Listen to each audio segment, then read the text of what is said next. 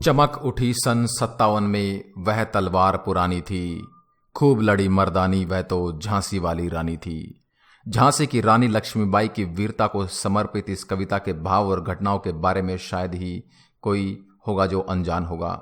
आपको बता दें कि 1857 के स्वतंत्रता संग्राम में अंग्रेजों के दांत को खट्टे करने वाली उसी वीरांगना लक्ष्मीबाई का आज जन्मदिन है।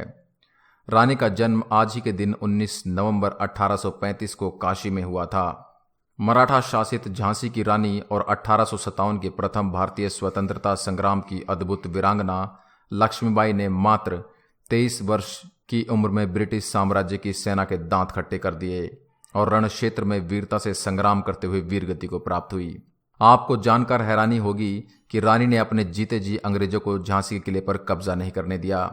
इसलिए आज हम आपको उनके जन्मदिन पर रानी की वीरता और संघर्ष के गवाह रहे उसी किले के बारे में बताने जा रहे हैं, जो 1857 की क्रांति का भी गवाह रहा है और अपनी दीवारों पर अंग्रेजों के तोप के गोले भी खाए हैं।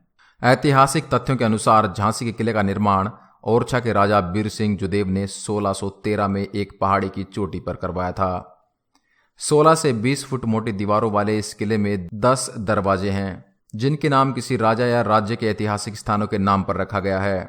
इनका नाम क्रमशः चांद द्वार, दतिया द्वार, झरना द्वार, लक्ष्मी द्वार, ओरछा द्वार, सागर द्वार, उन्नाव द्वार, खांडेराव द्वार और सैन्यार द्वार।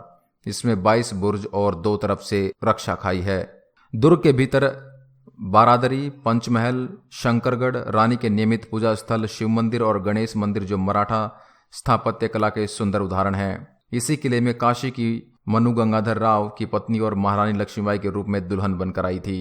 1857 के भारत के स्वतंत्रता संग्राम का केंद्र रहे झांसी के किले ने स्वतंत्रता आंदोलन में एक महत्वपूर्ण और मूक भूमिका निभाई है।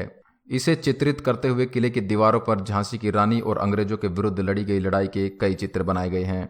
करीब 15 एकड़ जमीन में स्थित इस किले संग्रहालय में आज भी बिजली नाम की वह तोप रखी हुई है, जिसकी प्राणघातक आग से ब्रिटिश सेना के परखच्चे उखाड़ दिए गए थे।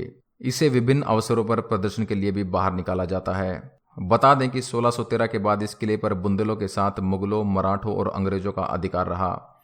मराठा शासक नारूशंकर ने 1729 से 30 में इस दुर्ग में कई परिवर्तन किए, जिससे यह परिवर्धित क्षेत्र शंकरगढ़ के नाम से प्रसिद्ध हुआ। स्वाधीनता संग्राम का वह गवाह रहा है। यह किला आज देश भर के पर्यटकों, इतिहासकारों, पत्रकारिता के छात्रों, ओंकार बुद्धिजीवियों के आकर्षण का केंद्र है।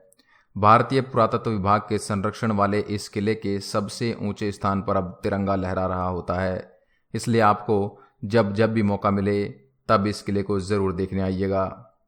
आशा करता हूँ यह ऐतिहासिक वीडियो आपको पसंद आया होगा। देश और दुनिया की अन्य खबरों के लिए आप हमारे चैनल को लाइक करें, शेयर करें एंड सब्सक्राइब करें। धन्यवाद।